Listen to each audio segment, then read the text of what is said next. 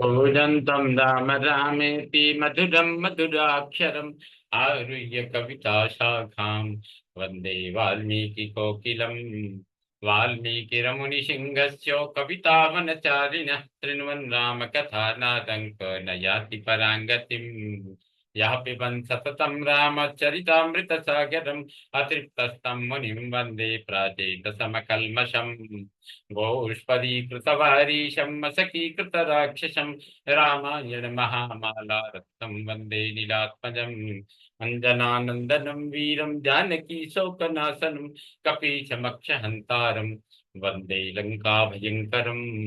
भवतां समेषां श्रीमद्वाल्मीकि रामायण पारायणोपक्रमे हार्दं स्वागतम् अभिनन्दनं च। इदानीं बालकांडस्य 33 सर्गः आरभ्यते। इस सर्ग में श्री राम द्वारा विश्वामित्र के यज्ञ की रक्षा तथा राक्षसों का संहार यह सब वर्णन वर्णित है। तो अथ तौ देश कालज्ञौ राजपुत्रावरिन्दमौ देशे काले च वाक्यज्ञा वक्रूतां कौशिकं वचः। तदनंतर देश और काल को जानने वाले शत्रुदमन राजकुमार श्री राम और लक्ष्मण जो देश और काल के अनुसार बोलने योग्य वचन के मर्मज्ञ थे, कौशिक मुनि से इस प्रकार बोले। भगवन् श्रोतुमिच्छावो यस्मिन् काले निशाचरौ संरक्षणीयौ तौ ब्रूहि नाति वर्तेत तत्क्षणम्।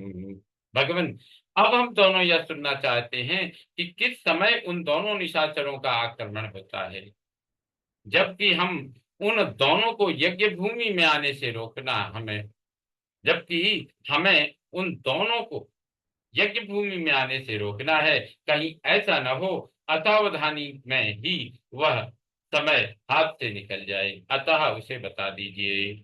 एवं ब्रुवाणौ काकुत्सौ त्वरमाणौ युयुत्सया सर्वे ते मुनयः प्रीता ऐसी बात कहकर युद्ध की इच्छा से उतावले हुए उन दोनों ककुत्सवंशी राजकुमारों की ओर देखकर वे सब मुनि बड़े प्रसन्न हुए और उन दोनों बंधुओं की भूरी भूरी प्रशंसा करने लगे।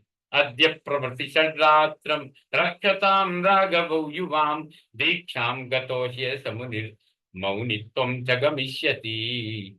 वे बोले, ये मुनिवर विश्वामित्र जी यज्ञ की दीक्षा ले चुके हैं, अतः अब मौन रहे। आप दोनों रघुवंशी वीर सावधान होकर आज से 6 रातों तक इनके यज्ञ की रक्षा करते रहो। तौ तु तदवचनं श्रुत्वा राजपुत्रौ यशस्विनौ अनिन्द्रं षडहोरात्रं तपोवनमरक्षताम्। मुनि का यह वचन सुनकर वे दोनों यशस्वी राजकुमार लगातार 6 दिन और 6 रात तक उस तपोवन की रक्षा करते रहे। इस बीच में उन्होंने नींद भी नहीं। उपासाञ्चक्रतुर्वीरौ यत्तौ परमधन्विनौ ररक्षतुर्मुनिवरम् विश्वामित्रमरिन्दमौ ररक्षतुर्मुनिवरम् विश्वामित्रमरिन्दमौ। शत्रुओं का दमन करने वाले वे परम धनुर्धर और सतत सावधान वीर बराबर सावधान रहकर मुनिवर के विश्वामित्र के पास खड़े हो और उनकी और उनके यज्ञ की रक्षा में लगे रहे। अथ काले गते तस्मिन् षष्ठे हनि तदा गते सौमित्रिमब्रवीद् रामो यत्तो भव समाहितः। इस प्रकार कुछ काल बीत जाने पर जब 6ठा दिन आया, तब श्री राम ने सुमित्रा कुमार लक्ष्मण से कहा, सुमित्रा नंदन, तुम अपने चित्त को एकाग्र करके सावधान हो जाओ। रामस्यैवं ब्रुवाणस्य त्वरितस्य युयुत्सया प्रज्ज्वालो ततो वेदि सोपाध्याय पुरोहिता। युद्ध की इच्छा से शीघ्रता करते हुए श्री राम इस प्रकार कह ही रहे थे कि उपाध्याय अर्थात ब्रह्मा, पुरोहित, उपद्रष्टा तथा अन्यान्य ऋत्विजों से घिरी हुई यज्ञ की वेदी सहसा प्रज्वलित होगी। वेदी का यह जलना राक्षसों के आगमन का सूचक उत्पात था। संदर्भ चमसा संदर्भ चमसस्त्रुका संदर्भ चमसस्त्रु चमसस्त्रुका संदर्भ चमसस्त्रुका ससमित कुसुमोच्चया विश्वामित्रेण सहिता वेदिर्ज्ज्वाल सर्पिजा।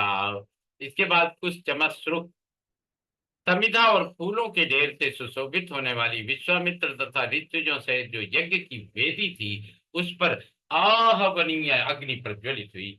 अग्नि का यह प्रज्वलन उस यज्ञ के उद्देश्य से हुआ था।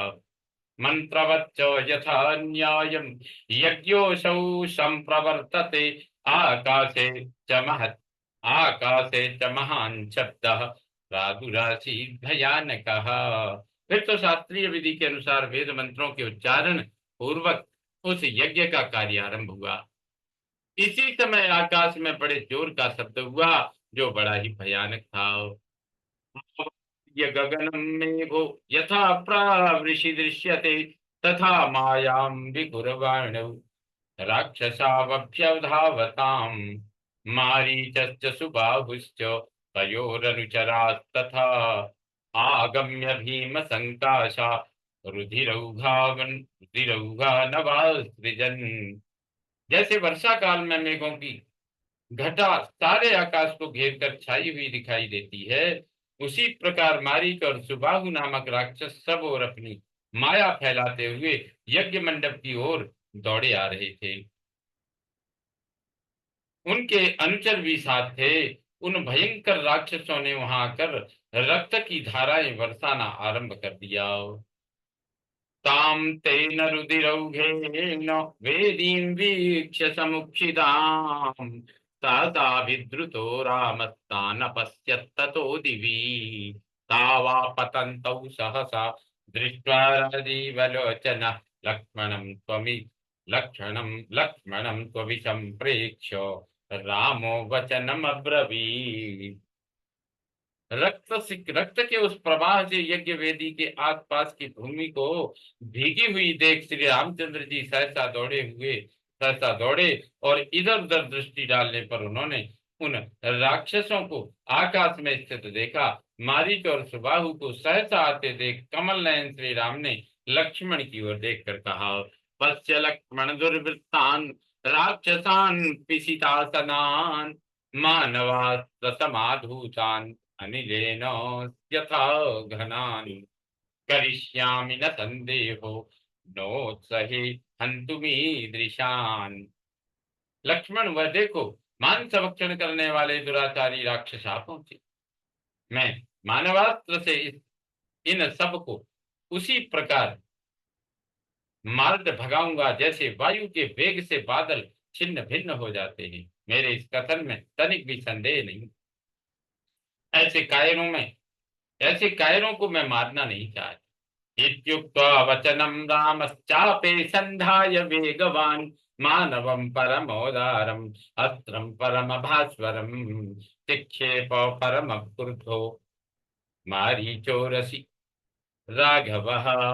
ऐसा कहकर वेगशाली श्री राम ने अपने धनुष पर परम उदार मानवास्त्र का संधान किया। वह अस्त्र अत्यंत तेजस्वी था।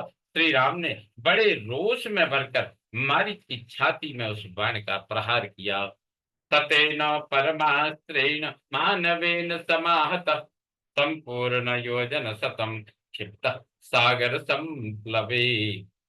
उस उत्तम मानवास्त्र का गहरा आघात लगने से मारीच पूरे 100 योजन की दूरी पर समुद्र के जल में जा गिरा। विचेतम विघूर्णंतम सीतेषु बलपीडितम निरस्यं दृश्यमारीचम रामो लक्ष्मणम अब्रवीत्। सीतेषु नामक मानवास्त्र से पीड़ित हो मारीच अचेत सा होकर चक्कर काटता हुआ दूर चला जा रहा है। यह देख श्री राम ने लक्ष्मण से कहा, पश्य लक्ष्मण सीतेषु मानवं मनुषंहितं मोहयित्वा न यत्येनं न च प्राणैर्वियुज्यते। लक्ष्मण देखो, मनु के द्वारा प्रयुक्त सीतेषु नामक मानवास्त्र इस राक्षस को मूर्छित करके दूर लिए जा रहा है, किंतु उसके प्राण नहीं ले रहा है। इमानपि वदिष्यामि निर्घृणान् दुष्टचारिणः राक्षसान् पापकर्मस्थान् यज्ञघ्नान् रुधिरासनान्। अब यज्ञ में विघ्न डालने वाले इन दूसरे निर्दय दुराचारी पापकर्मी एवं रक्तभोजी राक्षसों को भी मार गिराता हूँ। इत्युक्त्वा लक्ष्मणं चासु लाघवं दर्शयन्निव विगृह्य सुमहच्चास्त्रम् आग्नेयं रघुनन्दनः सुबाहुरसि चिक्षेप सविद्ध प्रातपद्भुवि शेषान् वायव्यमादाय निजगान महायसा राघव परमोदारो मुनीनां मुदमावहन्। लक्ष्मण से ऐसा कहकर रघुनंदन श्री राम ने अपने हाथ की फुर्ती दिखाते हुए से शीघ्र ही महान आग्नेयास्त्र का संधान करके उसे सुबाहु की छाती पर चलाया। उसकी चोट लगते ही वह मरकर पृथ्वी पर गिर पड़ा। फिर महायशस्वी परमदार रघुवीर ने वायव्यास्त्र लेकर तो शेष निशाचरों का भी संहार कर डाला और मुनियों को परम आनंद प्रदान किया। सहत्वा राक्षसान् सर्वान् यज्ञगणान् रघुनंदनः ऋषिभिः पूजितस्तत्र यथेन्द्रो विजये पुरा। इस प्रकार रघुनंदन श्री राम यज्ञ में विघ्न डालने वाले समस्त राक्षसों का वध करके वहां ऋषियों द्वारा उसी प्रकार सम्मानित हुए जैसे पूर्व काल में देवराज इंद्र असुरों पर विजय पाकर महर्षियों द्वारा पूजित हुए थे। अथ यज्ञे समाप्ते तु विश्वामित्रो महामुनि निरीतिकादिशो दृष्ट्वा काकुत्सवमिदमब्रवीत्। यज्ञ समाप्त होने पर महामुनि विश्वामित्र ने संपूर्ण दिशाओं को विघ्न बाधाओं से रहित देख श्री रामचंद्र जी से कहा, कृतार्थोस्मि महाबाहु कृतं गुरुवचस्त्वया सिद्धाश्रममिदं सत्यं कृतं वीर महायशः सहि राम सहि रामं प्रशस्यैवं ताभ्यां संध्यामुपागमत्। महाबाहो, मैं तुम्हें पाकर कृतार्थ हो गया। तुमने गुरु की आज्ञा का पूर्ण रूप से पालन किया। महायशस्वी वीर, तुमने इस सिद्धाश्रम का नाम सार्थक कर दिया। इस प्रकार श्री रामचंद्र जी की प्रशंसा करके मुनि ने उन दोनों भाइयों के साथ देवोपासना की। इत्यार्षे श्रीमद् रामायणे वाल्मीकि आदि काव्ये बालकांडे त्रिंशत् सर्गः संपूर्णतां याति। ओम पूर्णमदः पूर्णमिदं पूर्णात् पूर्णमुदच्यते पूर्णस्य पूर्णमादाय पूर्णमेवावशिष्यते। ओम शांति शांति शांति।